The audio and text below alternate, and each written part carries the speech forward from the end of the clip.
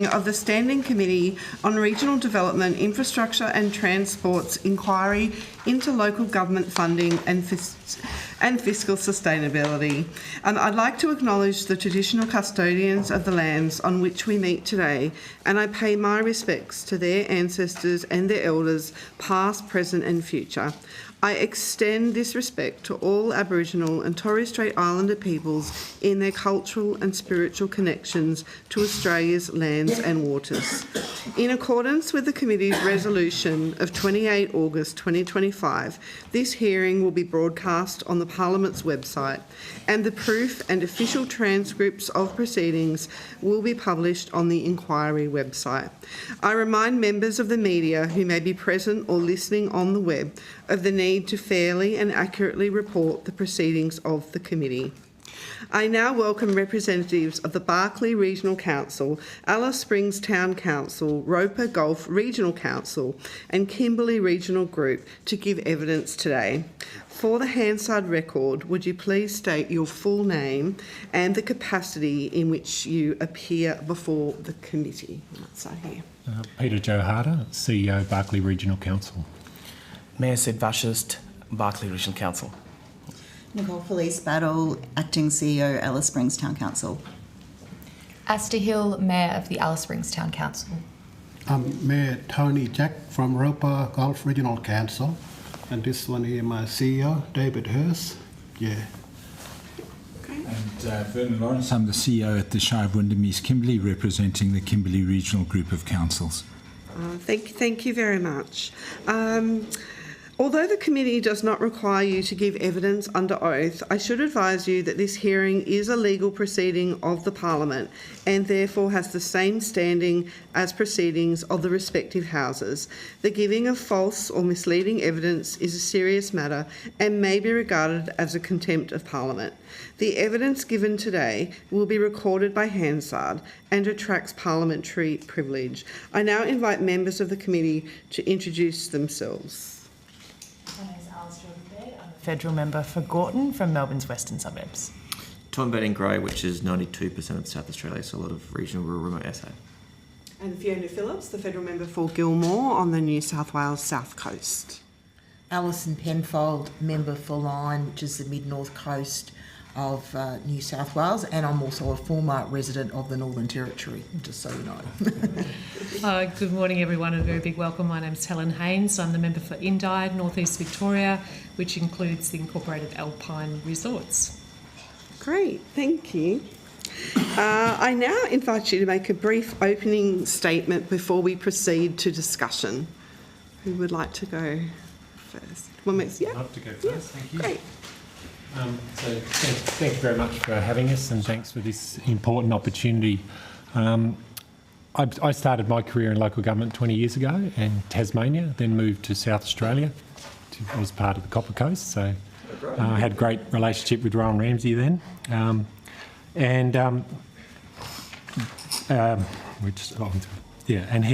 So basically bringing that together, and then I joined came to the Northern Territory late last year. And to be honest, I was shocked at the challenges confronting regional and remote councils in the Northern Territory. Local government can raise its own taxes. The average Australian pays nearly $25,000 income tax a year, which is equivalent to dual income family 2 weeks' rates. So councils across Australia can raise their own rates. I've put in special rates to the council, 5-year charges to raise $27 million for sewerage schemes with increased mining rates by 400%. So there's lots of powers councils can do. But in the Northern Territory, the opportunities for that doesn't exist. And the list goes on and on and on. 1 cubic metre of concrete in our community costs $1,224 per cubic metre. Equivalent concrete is $270 in Brisbane. Our communities are paying from the 1st of July 98 cents a kilowatt for their power. One light in our communities to change is nearly $3,000, $2,778 to change a light. One of the interesting things that we don't pay in South Australia or Tasmania, most councils own their land. In Northern Territory, councils lease their land. that is equal to 3.18% of our rates revenue year on, year out, paying for leasing of community land to provide our services to our community. When I visit a remote community, I fill my vehicle up. Normally the Bowser says $200, $250 to drive out to one of our remote communities on a pretty rough road that destroys our tyres, ruins our suspensions and increases our maintenance costs. We had a loader that worked on our rubbish. That loader broke down, the dealer was no longer there. We had to cart that loader, $28,000 to get that loader to Adelaide to get it repaired. We had an invoice for a mechanic to go to one of our communities, Elliot, on the main highway, not even on rough roads. And it was $7,475 for 12 hours to get a mechanic. That's equal to $622 per hour to get a mechanic into one of our communities. We're getting, in one of our other communities, we're getting 2 cattle troughs installed. The invoice for that is $31,441, and that's to stop the donkeys destroying the community's taps and eating those. It's $15,000 to put a little trough in a community. We have internet today. An internet broke down in one of our communities. It cost me $4,000 to get a technician to drive there, and that was to change a $1,000 part. And this goes on and on and on. Sharing the federal assistance based on population for the Northern Territory just doesn't work. The money, it just disappears. On top of those, we've got vandalism. We've got to put CrimSafe. One of our council buildings, communities was broken into, 5 buildings damaged, 4 vehicles in one weekend. Following 2 weeks later, another 3 buildings were broken into and entered. We've got hard water that destroys our pumps, ruins our taps, ruins all our infrastructure and our properties. We've got unskilled staff that we want to train them, costs money, but they ruin our equipment while they're doing that as well. Big areas, small population, difficult to run a council, and so I urge you to reconsider how you distribute the money to the Northern Territory, because I spent 2 years in Africa volunteering before coming to the Northern Territory. I messaged my friend in Belgium who was there with me. I said, hey, here's some photos of my new workplace, and he says, oh, you're back in Sierra Leone, the 3rd poorest country in the world with a GDP of $500 per person. And he thought I was back there, but I was actually in one of our communities in the Northern Territory. So, thank you. Thank you. We might go to Alice Springs, and then there'll be more opportunities for questions as well. So, to Alice Springs. Yeah, thank you.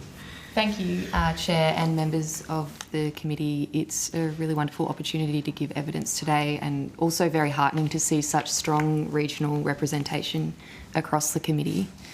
Alice Springs Town Council is one of the almost 70% of individual councils that rank financial sustainability to be the greatest risk that we face. Like many councils all over Australia, as you would have heard time and again in this inquiry, our council is experiencing rising costs, limited revenue growth, and really heavily increasing expectations from our community. And being the most closely connected to our communities, they're expectations that we can't turn away from. Adding to the challenges is the fact that approximately 60% of our revenue comes from ratepayers, meaning that our financial sustainability is really heavily dependent on a very small and relatively fixed population base. Our population base is approximately 29,000 residents across Central Australia, but it is also noteworthy that we serve as a regional service hub. The closest city is 1,500 kilometres away. So in reality, the best guess is that we actually support around 41,000 people, including people from surrounding remote Indigenous communities who of course rely on our facilities and services but don't contribute to our rate base. Of course, our town is much richer for the opportunity to have visitors from surrounding communities. It makes our town much more vibrant and wonderful to live in, but funding models don't recognise this reality, and so it results on these costs disproportionately falling on our ratepayers because, of course, our assets, they come into disrepair more quickly given how much more widely they're used by surrounding communities. As I said at the beginning, we're being expected to deliver so much more than the quintessential roads, rates and rubbish. That includes community services, youth programs, land management and conservation, as well as supporting broader social cohesion, again, without commensurate funding for those services. We face a really significant and growing infrastructure challenge. We manage an asset base of approximately $398 million, and that valuation skyrocketed at the most recent valuation. So our annual depreciation is $13.1 million, yet we're currently underfunded by about $8 million per year against depreciation. So for a council of our size, that poses significant financial risks to us. Adding to this, over the last decade, we've accumulated approximately $32.5 million in shortfalls in covering our depreciation, and that demonstrates this structural funding gap in maintaining our assets. We've got really significant and frankly scary future costs looming. We're anticipating more than $30 million in road investment over the next 20 years, $20 million for our waste management facility over 4 years, alongside major renewal requirements for our stormwater infrastructure, our aquatic facility and other community assets.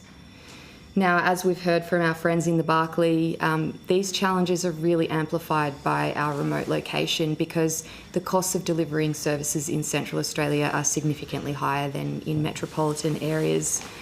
An example that I balk at every time is, just asphalt costs in Alice Springs are priced at $130 per square metre at 40 millimetres, compared to the average cost of $25 to $40 in other urban areas. So the costs of delivering infrastructure and services is absolutely much greater than in other areas.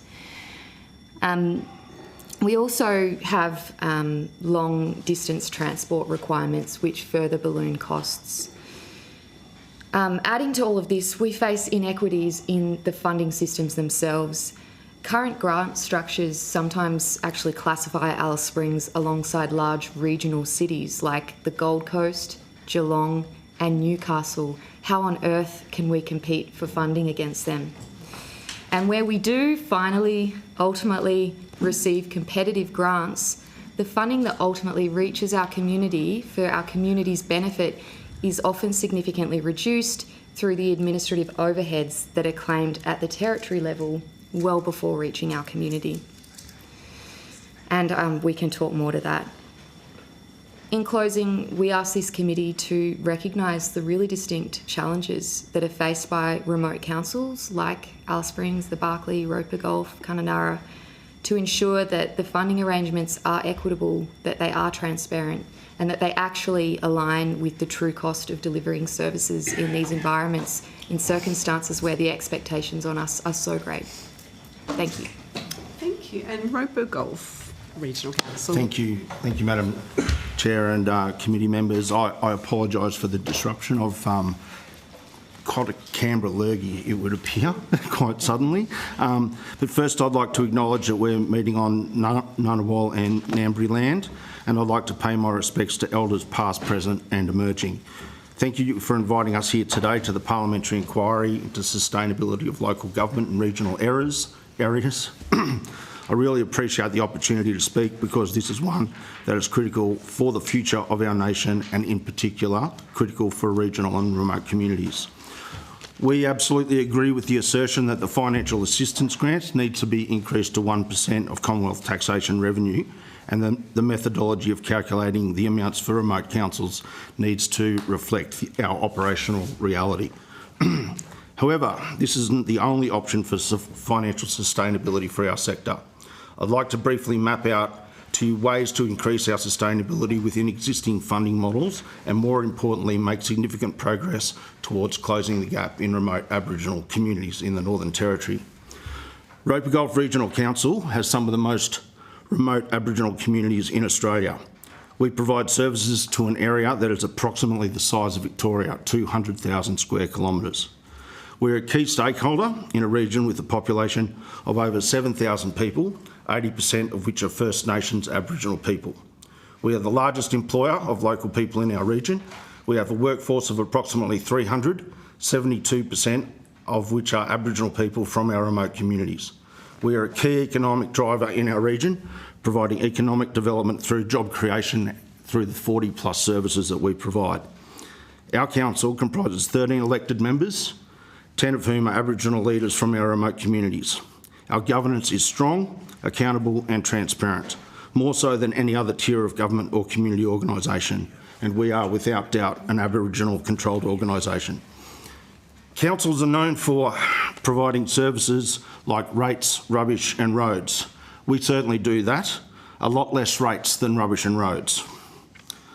If we were to use our rates base to repair our roads, we would be able to resheet approximately 6 kilometres per year. That's it.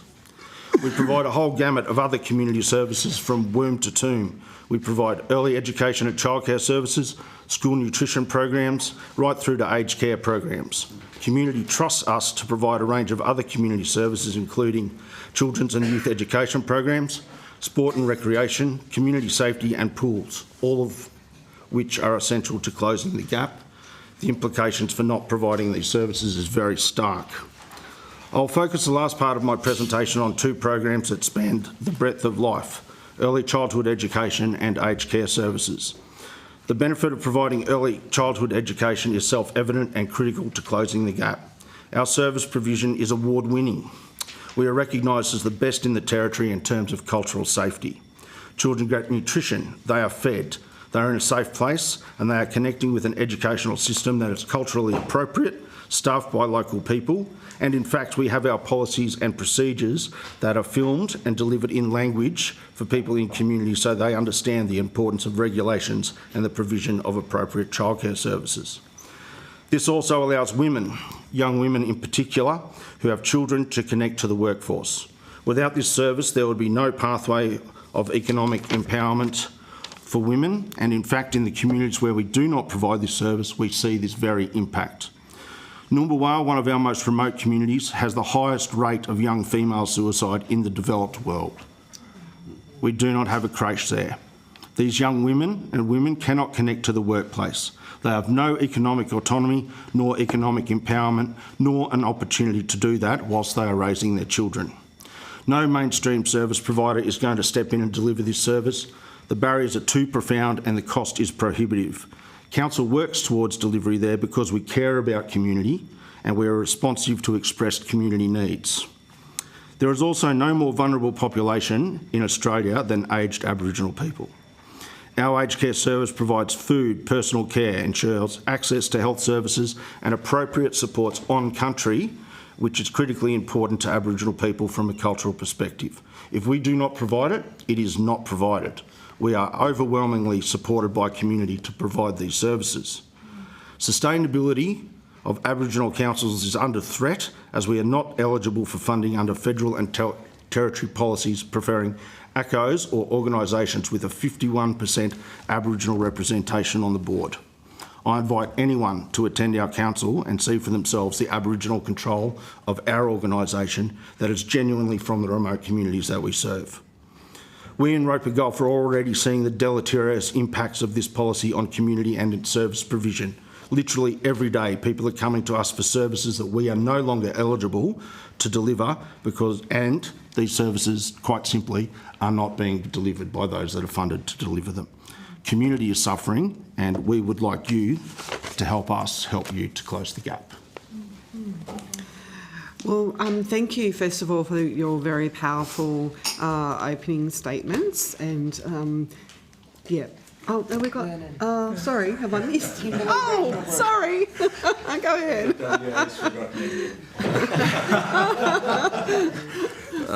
Thanks, Madam Chair and members of the committee. I've got a statement which I'll go through. I represent the Kimberley Regional Group, which is the Shire of Windermere, Kimberley, Shire of Broome, Halls Creek and Derby West Kimberley.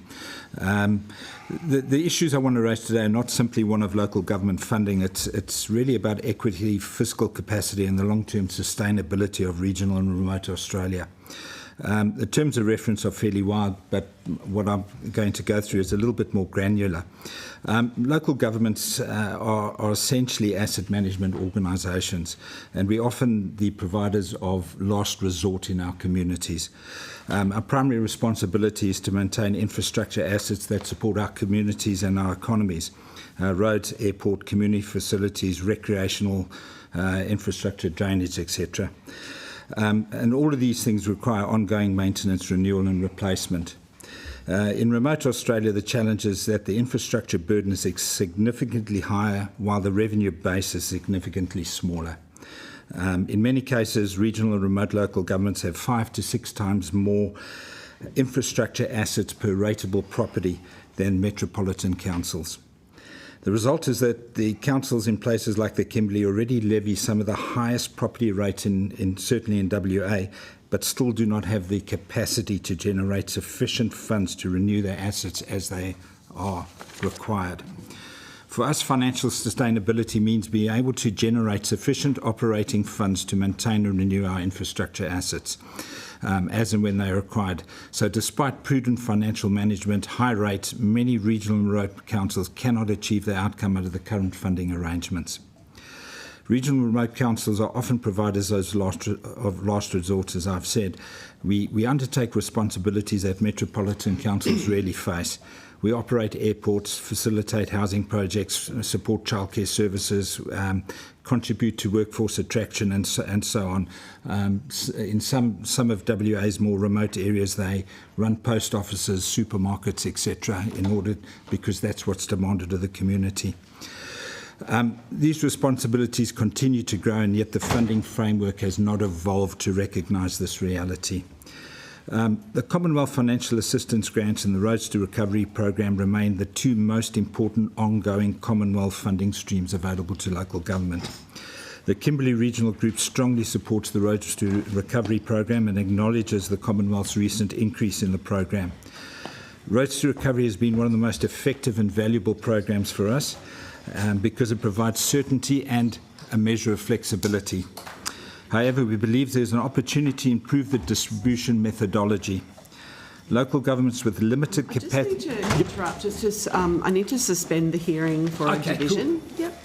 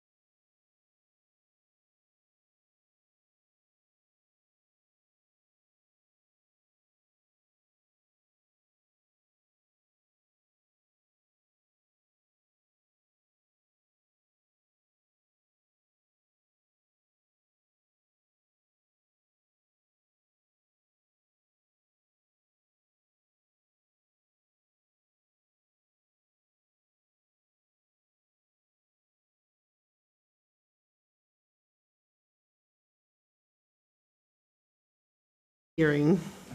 Thank you. Chair, I'll just quickly, I was speaking about financial assistance grants and rates to recovery. Yeah. So we strongly, the regional group strongly supports the rates to recovery and acknowledges the Commonwealth's recent increases to the program. It's very effective because it provides certainty and flexibility. But we do believe that there's an opportunity to improve the distribution methodology. Local governments with limited capacity to raise their own revenue and maintain extensive road networks should receive greater recognition within the funding model. And the ability of a council to raise its own source income should be a key consideration. Similarly with the financial assistance grants, they remain crucial for our sustainability. The regional group is not here to argue that financial assistance grants must necessarily be increased to 1%. We believe that the overall funding pool, the way that methodology on how it's distributed, needs to change, and we believe that you can get a better result for local governments, particularly regional and remote local governments, by changing the way it's distributed as opposed to merely just increasing the pot. So the evidence shows that local governments have very similar demographics, remoteness, classifications and infrastructure responsibilities can receive vastly different levels of financial assistance grant funding depending on the state that they are located.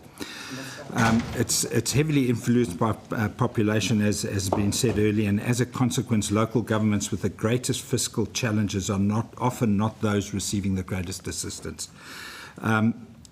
Just a practical example is that the Commonwealth legislation says there's a minimum of 30% needs to be paid to all local governments regardless of need.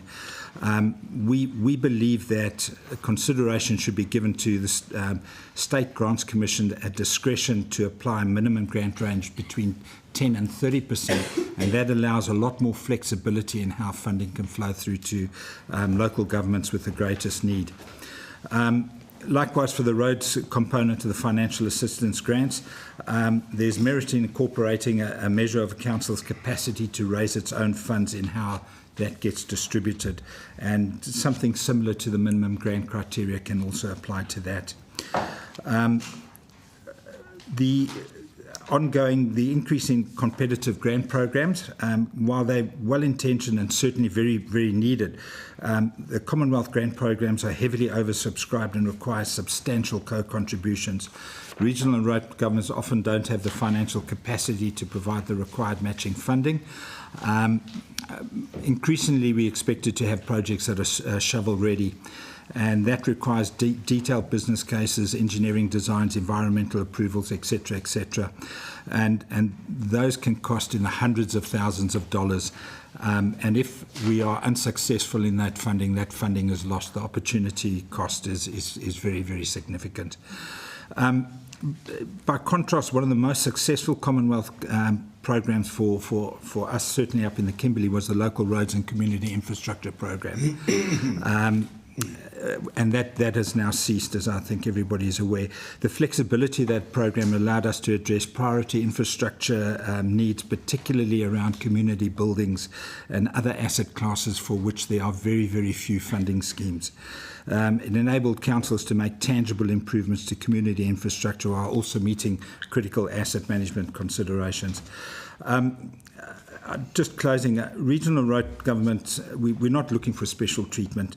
We're seeking a funding framework that better recognises fiscal capacity, infrastructure burden and relative need. We seek a system that allows councils that already levy very high property rates and manage extensive infrastructure networks to remain financially sustainable. And we're seeking reforms that ensure communities that contribute much to Australia's access have access to infrastructure and services to remain livable, productive and resilient. And that's my thank you. Great, thank you very much. And thank you to everyone for your opening statements. I think it just really gives a good overview of the complexities and challenges, and we're really happy to have you here and for this hearing. I just got a general question, and I know Mr. Lawrence, different people have touched on it. Which Commonwealth funding programs have you accessed over the last 5 years. Be really interested to hear about that. And are there programs you have not applied for, and why not? Yeah, I don't know who wants to go first. That's a question for everyone. I can expand on that fairly quickly. We've managed to be successful previously in the Building Better Regions Fund. We got funding for infrastructure works on our airport. Yeah. We got that migrated to the growing regions. We got funding under that. Yeah. We've got funding out of the housing support program. We've got the Safer Loads and Community Infrastructure Program. We've received funding for commercial routes for our agriculture sector. So we've managed to access quite a few of those programs. Great. Any other? Yeah. Yeah. Okay. Thanks for having me here, Mayor Roper Golf. I've been on council since 2008 as the mayor, so I have a long history of my council and seen it basically grow from a little council to what it is today. But then you build up your networking throughout your council area, with your communities, constituents, and other stakeholders. That's what I do best. I'd like to connect with everybody, and that's what I do best on the ground. But for our Commonwealth funding program, it's a community safety one we have. We call it Community Night Patrol, that we are funded for all our communities. We get the funding from Commonwealth. It's set with all the guidelines. I'll pause for a minute.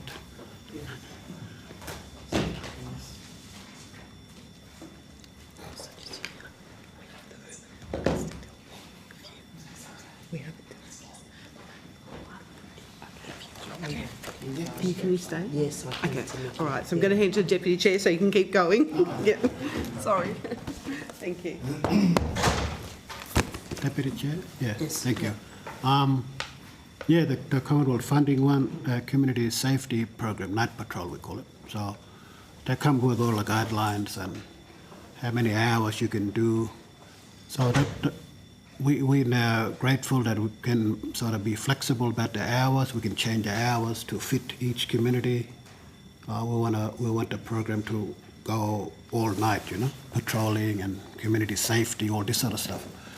But where we sit there now, because council sit there to be a better council, we set all our policies now and right there, vehicle policy and all this sort of thing.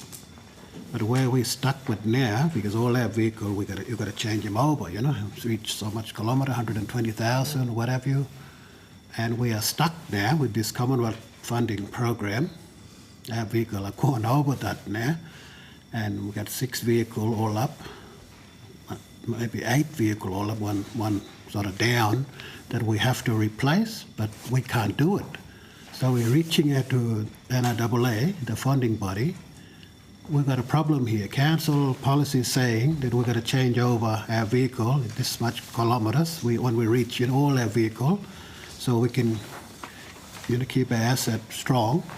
We're stuck with this program, a Commonwealth funded program. They're not coming to the party. So things like that, it can be really, really frustrating. We're going to have to now approach NRAA. This is not good enough. You have to listen to us. Council are doing its best. We want to deliver and change vehicles as we go. This is the one that's holding up at the moment. We only had a meeting just recently and went over that, and it's not good enough. So I just wanted to share a little bit that we're stuck with our Commonwealth program that doesn't fit with our working, what we've set in place.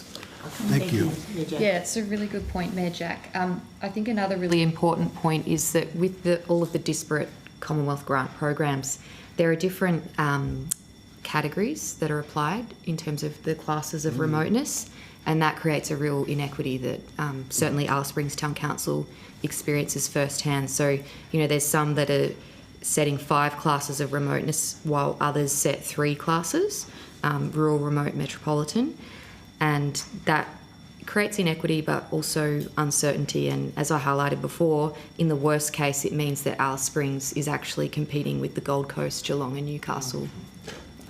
Thank you. And further to that, if I may, it's also putting the grants together is a major barrier. I've worked in a council with 1,200 staff before, and it had a team of 3 grant writers.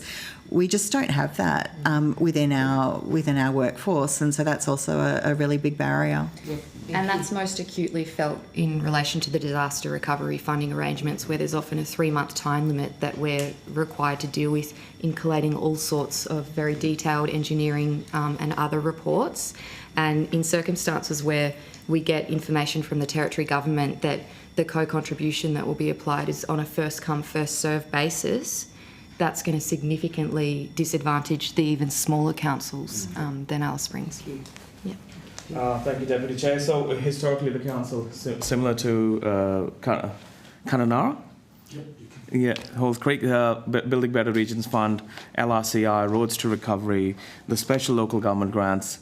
I want to talk about a couple of opportunities that the Australian government is currently talking about. One is local infrastructure fund, $2 billion investment rolled out into 2 different rounds, which realistically for the Northern Territory equates down to $50 million in the first round. And for our regions, the money that allocated is $12.5 million.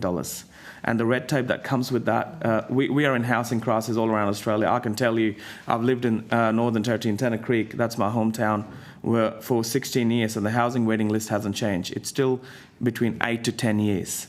And this our council area where we have staff housing issues, we can't even have quality staff to come to work with us because the rental are so high. We have the solutions, and this fund unfortunately is not going to work for us because of the red tape and the conditions that have been put forward. You're talking about a service lot that the council has, and we'll love to build houses on it, whether it's interest-free loan or whether it's a grant to us. Let us build 20 dwellings, freeing up 20 houses in Tennant Creek. Assisting, these are the issues that we have. Mr. Peter Harder, do you want to talk about the disaster ready fund and the challenge with the 80 pages of things that you need to work through to actually apply for this grant, which has a lot of red tape on it? And the new funding for the emergency shelters. South Australia, the government, we do regional plans, we could prove we needed this. Here, we don't have those plans, so we're not eligible for those grants. I remember 1 a.m. in the morning messaging my local MP in Tasmania because I was listing our project staff in a grant application. And I just think the whole of local government should have a category on its own where we don't have to justify we can project management assets. We spend hours and hours filling in forms on how to apply for grants. When we're at a level of local government, there should be a level of trust and simplify it, remove the red tape. Give us the project, trust us to deliver it without having to put our CVs of our project management staff. Provide all this information that you might require from a small not-for-profit. But just trust us to get on and serve the communities that we're here for and very accountable to. We can't hide from our communities, and we're close. Transparency is high. Thank you for that evidence. In fact, it's the first we've heard somebody say around the requirements to that level of detail, so thank you. Can I ask a question, maybe Mayor Sid, I'd like to ask you first. There's a lot happening in the Northern Territory in terms of Beetaloo Basin and others. Can you share with the committee whether there's a means to negotiate with the Northern Territory government to extract some of the benefits, or are they flowing, those royalties are really going to land councils? And that'll be an open question for everyone, but I'll just start. Deputy Chair, that's a fantastic question. Thank you very much. I want to acknowledge Deputy Mayor Velda Shannon in the back here and Councillor Ben Need. Councillor Ben Need comes from the area of Beetaloo. He comes from a township of Elliott. And you're spot on. The economic growth that's been forecasted in the Northern Territory, currently the Northern Territory economy is $34 billion. And the forecast provided by Industry Capability Network for Northern Territory is an economy of $69 billion by 2030. $35 billion will come out of the Barkly. We are land rich, but very cash poor. Our asset replacement strategy is $155 million. We can't even come up with $5 million for the next 10 years.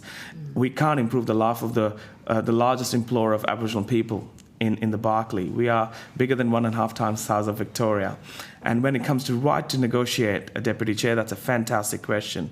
The councils can't even rate the mines in our region, where we have Golpo happen after decades, once in a 100-year opportunity in the Barclay, where we can't even rate them. It needs to be rated by the territory under conditional rating, and the mines are having fun. They're paying $13,000 for a mine where in Queensland or New South Wales, Mr. Wenning, or you're talking $250,000. How do we improve our cash on hand to have better service delivery? In our part of the world, service delivery includes employment. To have increased Aboriginal employment, and 1 in 4 Aboriginal people are working in Barclay, are working with the council. That statistics, we will love to take it further, because that's part of our service delivery, to increase employment, have wages coming in for our people who are living in impoverished environment and living in extreme poverty. Thank you. Somebody else like to? Yeah, from Western Australian point of view, in our local government area, we had the Argyle Diamond Mine that operated for just a little bit under 40 years. As a local government, we received in rate income from that whole operation, which had an operational budget, my understanding, of about $400 million a year. We received $12,000 a year in rate income for that facility. So yes, local governments are more often than not excluded totally from a lot of the negotiations around what the income streams are through, and they mainly flow to state and federal governments. Local governments are excluded. Yeah, that's similarly true of us. We've got the largest heavy metal mine in Australia, if not the world, in McArthur River Mine, and we get rate income of about $15,000 a year. In fact, Councillor Gardner here behind me runs King Ash Bay Fishing Club. We were rating them more than what we were rating a multi-billion dollar enterprise. Yeah. If I can jump in there, Deputy Chair, for the Beetaloo Basin, I'm sort of north, our boundary with Barclay, north. We're still under Beetaloo Basin as well, but more east, where Empire Energy Weld is, and now Beetaloo Energy and Santos are. We get nothing. Basically, we've got a 280 kilometre of road, 2-lane highway from the Stewart Highway, 280 kilometres, a beautiful 2-lane highway. This is through the gas dollars. And it goes 280 kilometres, and after that, you just go back to single lane. And I'm banging the table up back at home. I'm up north. No, we need to do more. You guys need to bring that road further down to our community. But because I was on Land Council, I just finished my term last year, Land Council. I can speak here openly. I was involved with the Empire Energy when they did the agreement and all that. It took a long process, 3 years in the making. We had a big gathering down at Heartbreak, Cape Crawford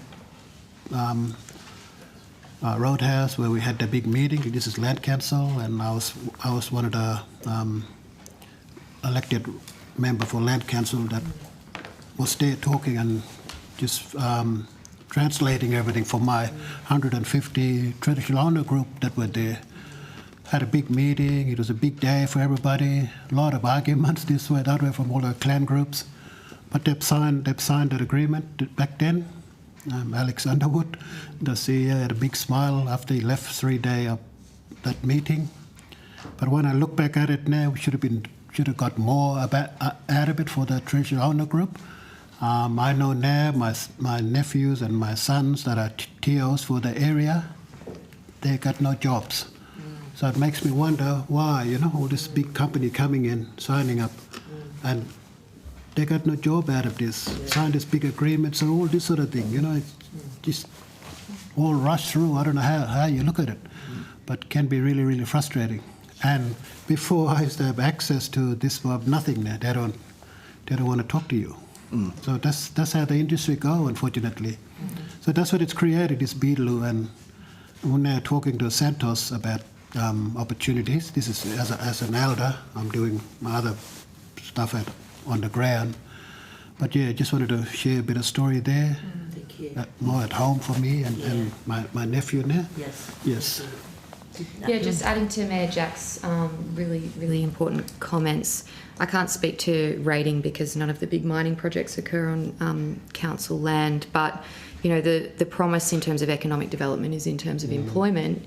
But what we're seeing is that these big mining projects are more likely to actually compound our existing workforce shortages, and there's actually a likelihood of a FIFO workforce in circumstances where we have the most chronic housing shortages in the world. There's not actually opportunities to house these workers in our communities, and so it's more likely that they'll be working on site.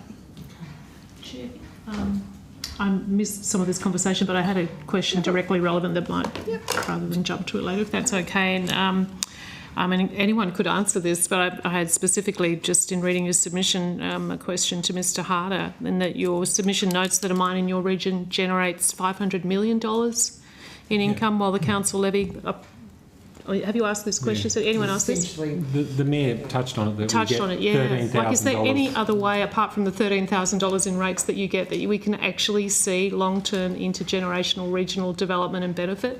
Yeah, they offered $5,000 to support our local library. Yeah. That's nothing, though.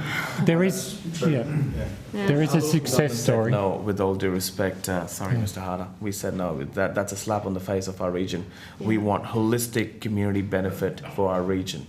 And that is not happening, and the right to negotiate, as Deputy Chair asked the question around that, so we just answered that. Yeah. So this is where it's really important that the councils get the right to negotiate with this major, the mines or the renewables or anything that's whatever coming in our region. Yeah. It's a quite significant opportunity ahead for the Barclay. We are 323,000 square kilometres. The largest in Northern Territory, second largest in Australia after Pilbara. Yeah. And these are statistics I've already tabled, so I just don't want to repeat. But having said that, we're looking at an economy of $69 billion for Northern Territory by 2030. $35 billion, Madam Chair, will come out of the Barclay. Yeah. And what would be fair? What would good look like?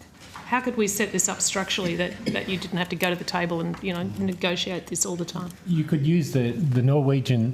There's a not-for-profit in Norwegian that helps African countries, 54 developing countries, set up mining contracts so that the communities get a benefit from the mine. And in that, there's multiple categories from the community chiefs, the community, to local governments, to the countries like Sierra Leone, the countries. It stops corruption because there's transparency, BDO, audit, all that. And then there's remediation. There's all these pools of funding. And I think from my reading of those documents, it was 3% that went to local government.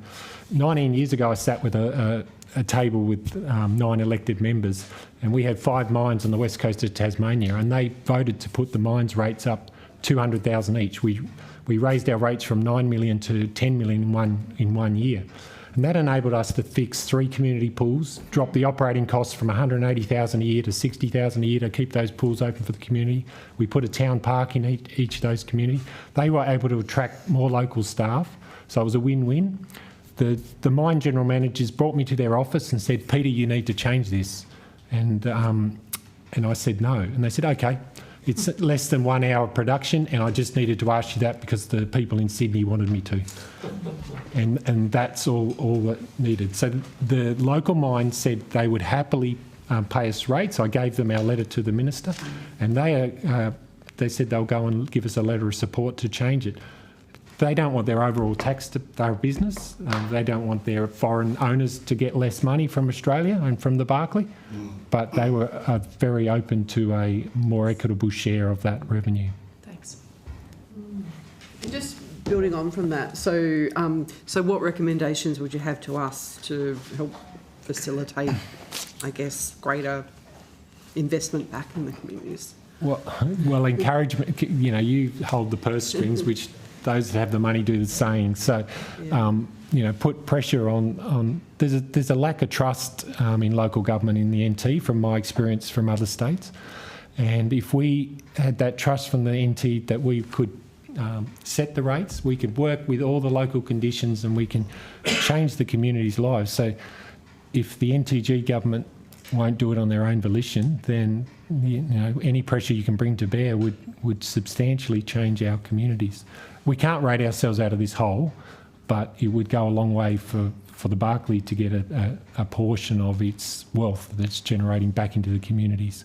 And in a transparent and public process, like we're the most accountable level. We can build the right infrastructure for the right number of people, and we can create those jobs if we have the long-term funding that we can rely on. Yep. So am I correct? Are you saying there's no appetite within the Territory government? It's been on the local government association for many years, my understanding, lobbying. We've just rewritten to the government to separate pastoral rates and mining rates to just tackle mining. To make it simpler and less political. We hope that they might look at that. But any pressure you can bring to bear would be appreciated. Yeah. I've asked a question. I know time should pause, so let Mr. Benning. Well, thank you for coming to Canberra. I know it's a big cost impost and time to get here from your community, so thank you. I represent a lot of rural and remote communities, or LGAs, and just for the benefit of this committee,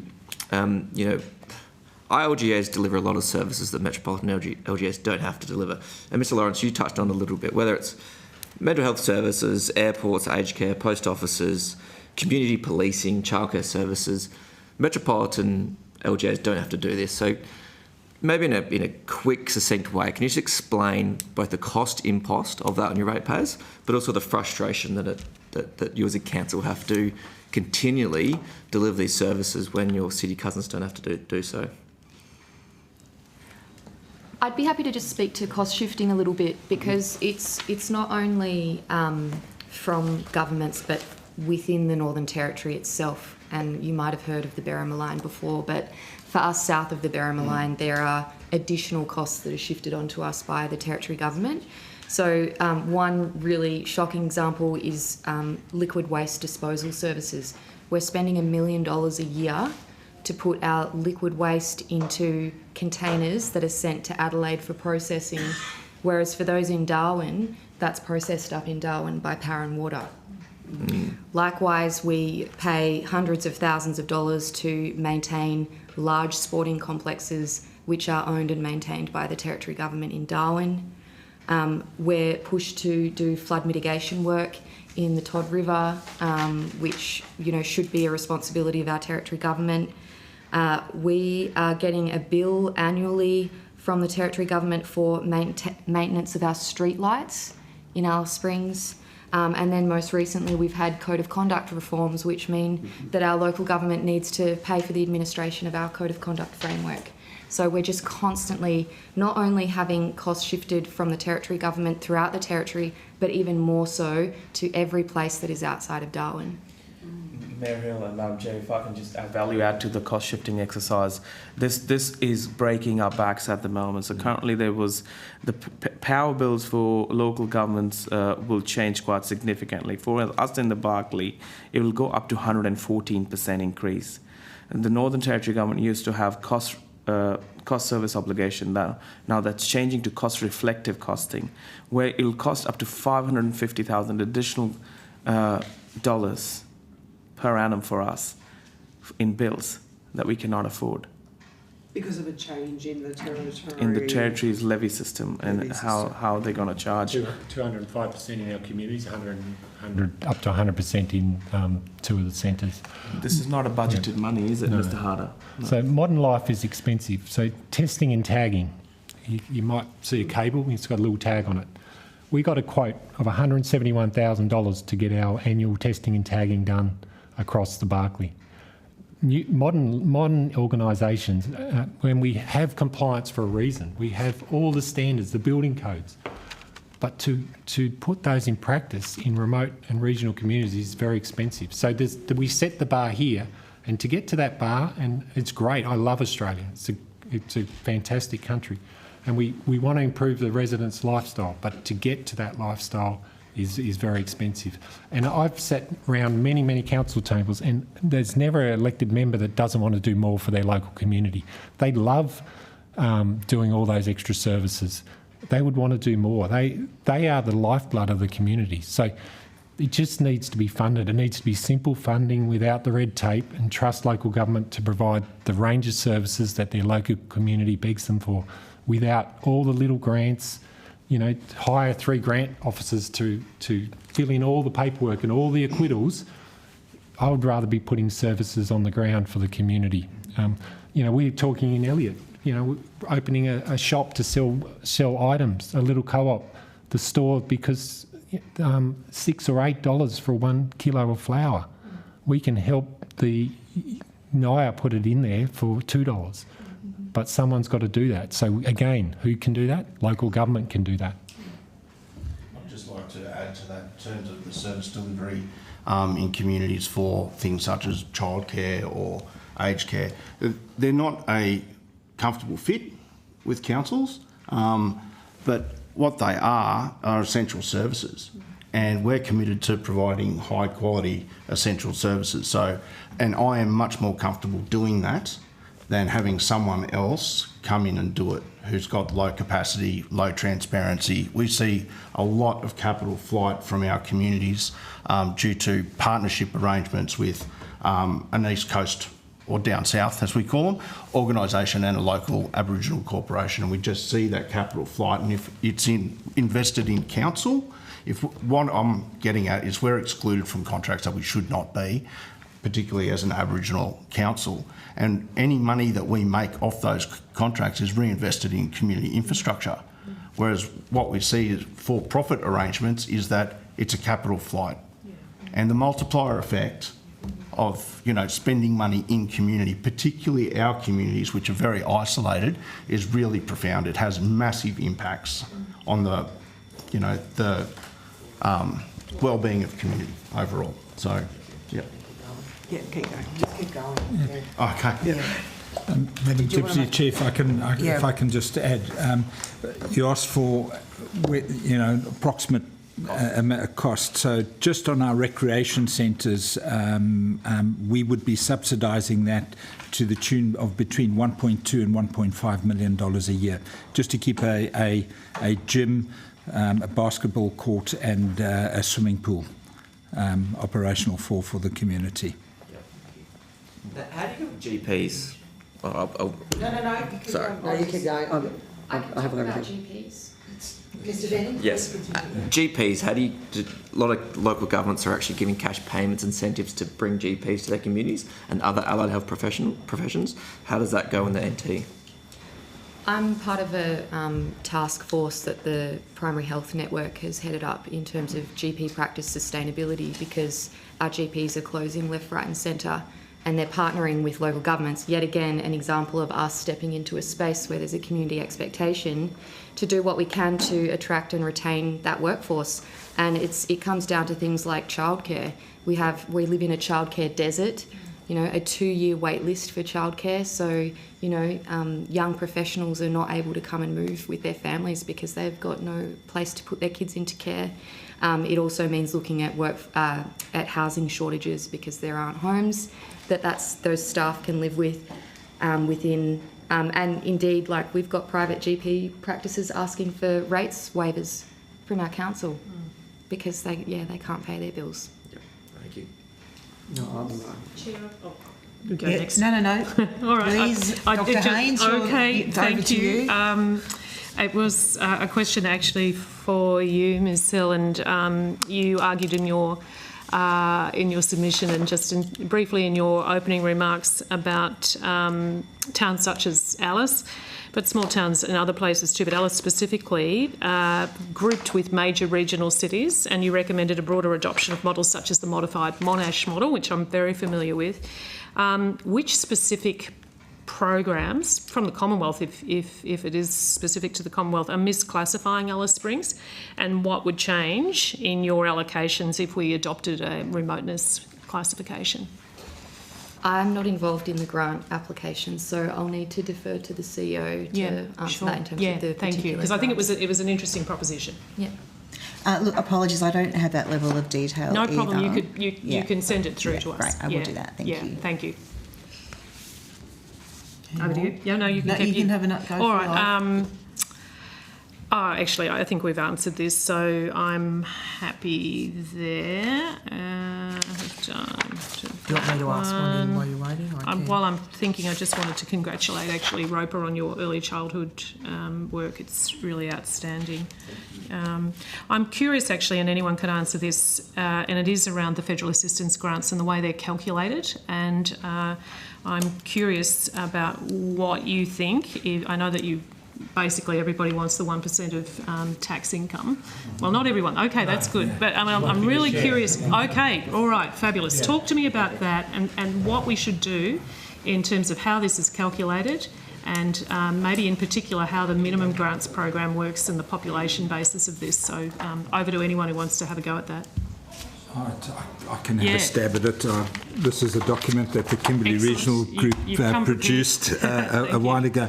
So there's some principles that underpin the way the grant's supposed to be, and it's equity and horizontal equalisation, all of that sort of stuff. But the way it rolls out on the ground is it just doesn't make sense.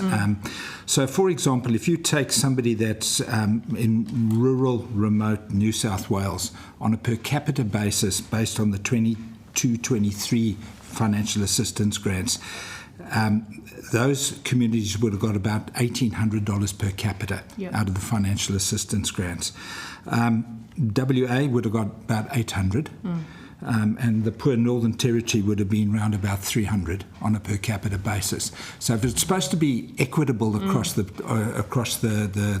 spectrum, there's no equity in that at all. What's the solution? The solution is to throw it away and start again. Do you think the whole thing, those grant principles should be reviewed? Should we go back to basics on this? The argument has always been that it's equitable because it's based on a population basis, but all that means is that the vast majority of the funds are going to go to big population areas, and that's not the case. So the whole thing needs to be reviewed on the basis of where's the greatest need, and determine it on the basis of the greatest need. So I don't know whether you were still in the room, but certainly on a WA perspective is that the amount of infrastructure that a regional or remote local government in WA has to look after is about 5 to 6 times the amount of a metropolitan local government. Absolutely understand. So it needs to switch around a bit. Thank you. I apologise. I have to go and give a speech in another house. Principles are great. They just need to be applied before it goes to the states or territories. Because at the moment it's split. The Northern Territory gets almost or nearly as much as the... Can I just pause for a moment because we've just lost quorum. So we're just going to move into a subcommittee of the committee. Okay. And you can continue. And we can continue. Sorry. Sorry, Dr. Mr. Harder. Yeah, so the principles are great and the aims are great, but it's just need to be applied before the money gets to the NT. So I think Brisbane gets 63% of what the whole of the NT gets. And Brisbane's a wonderful city. It's got lots of capacity to raise its own revenue and do a lot of things. But if the NT got a larger portion based on the population method, then we would get a larger percentage of a bigger amount. At the moment, we get a small percentage of a small amount that's given to the NT. Sorry, how transparent is the formula to you? I mean, how well do you understand how it's actually at a granular level that allocation is made? It's all published, Madam Deputy Chair. So we can see how it comes from the federal government through to the states, and then each state has got a grants commission, and they have a formula basis. And I know certainly for WA, there's a Excel spreadsheet that comes out that shows exactly how they've distributed it. But that's in dollar terms. I mean, in the actual components of the formula, because we've heard evidences from a lot of people. Like I've asked the question, what needs to be changed in the formula, and a lot of councils have said we don't know. Like we know it needs to change, but we don't know how. I mean, so what? Let me put it this way: what factors are not being taken into account that you can see in the formula that's skewing it away from you getting the funding you need? I think, Madam Deputy Chair, take into account CIFA ratings. I think if you take into account CIFA ratings for each of the local government areas, that would be a good start. If you took into account the average rate per rateable property, our region has got rates of about $4,000 per rateable property. Down in the metros, it's sort of $1,500. So there's no equity across that side. So some metric that takes in the ability to raise your own source income would be good as one of the components in determining it. Deputy Chair, sorry, the only other thing I was going to add, it's also the money. Oh, sorry. The money also doesn't go as far, and I think Mr. Harder gave a good example of that previously. But in Alice Springs, our asphalt costs $130 per square metre, whereas national average you're looking at $25. So it's also the cost of what we need to deliver as well that really impacts. The money doesn't go as far. Yeah.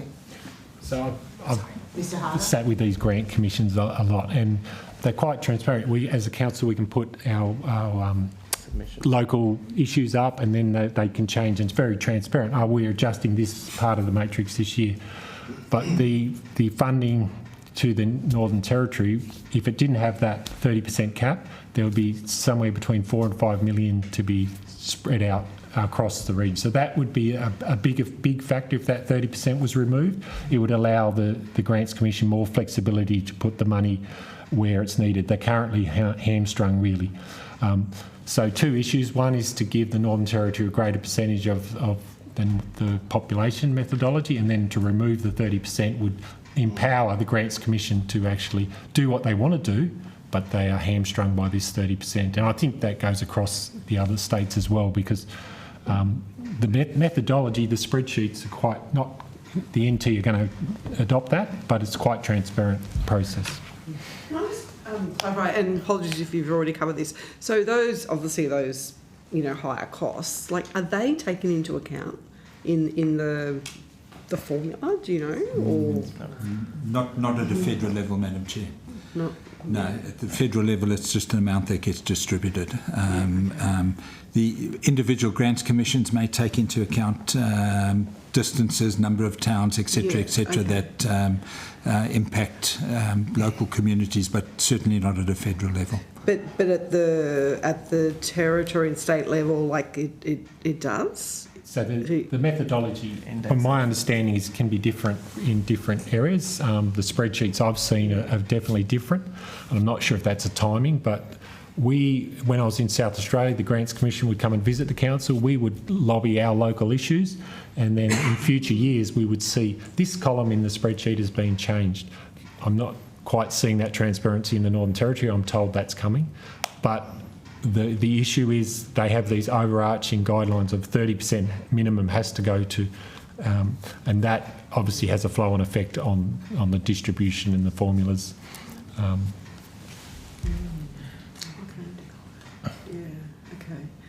Do you have any other questions, Mr. Green? Just a quick clarifying question in relation to rating businesses. So we talked about mines.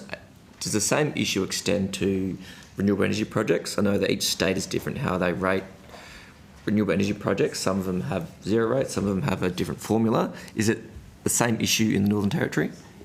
Mr. Benning, we cannot rate them depending on...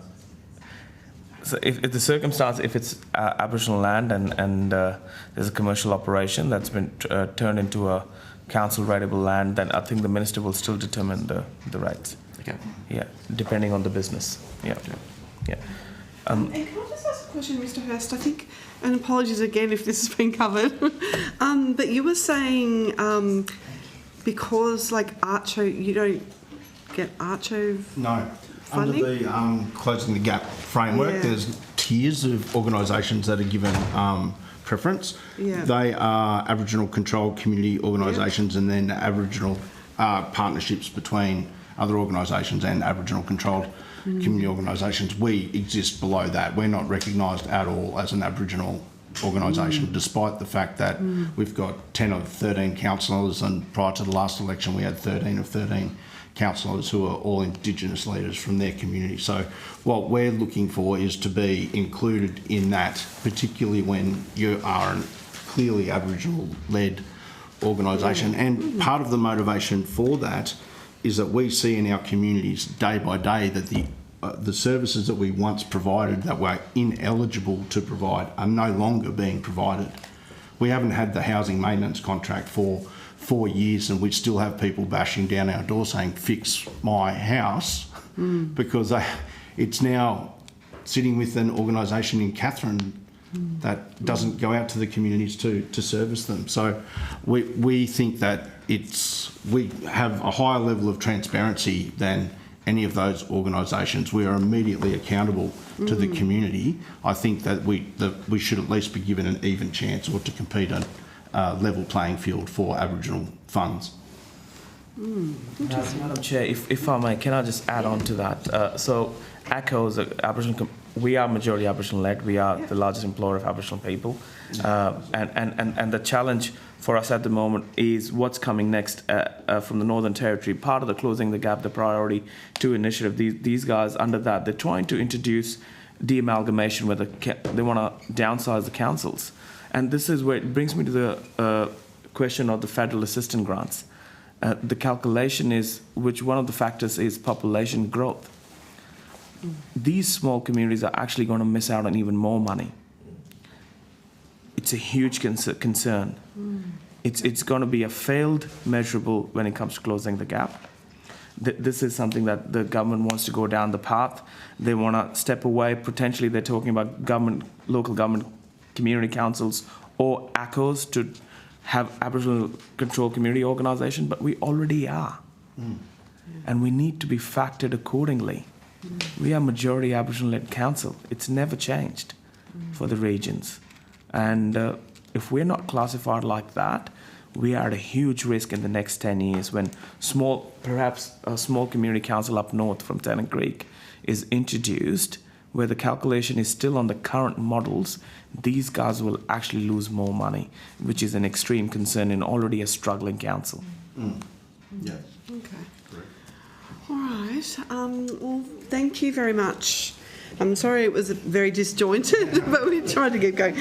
But yeah, no, thank you very much for your attendance here today. We really do appreciate it. It's actually been really, really helpful, and it's just provided a context, I think, that we haven't, yet really probably seen. So I really want to thank you. If you have been asked to provide any additional information, would you please forward it to the Secretariat by the 16th of July 2026. I now close the public hearing.